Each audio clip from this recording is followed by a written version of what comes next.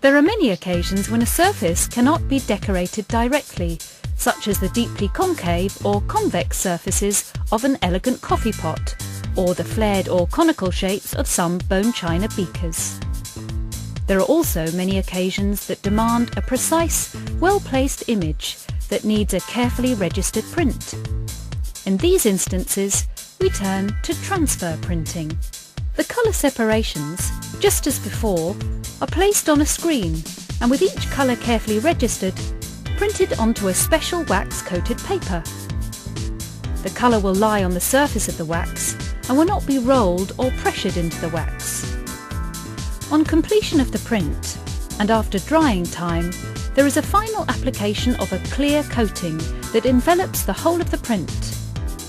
This is known as a cover coat. The main property of the cover coat is substantially different to the colours of the print and is in reality a gelatinous layer that holds the print together. When soaked in warm water, the cover coat and the colours beneath slide away from the backing paper and can be water slid into place anywhere on the vessel being decorated.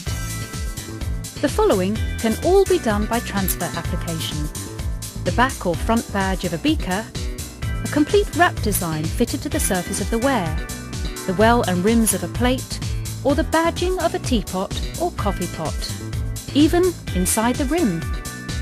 All full colour work and intensely registered prints and designs have to be decorated by this method. When the ware is placed in the kiln for final firing, the cover coat evaporates at around 400 degrees centigrade, leaving the enamel decoration on the surface of the ware. As the kiln temperature rises to around 800 degrees centigrade, the enamels are fused into the surface of the ware glaze as a final, finished print.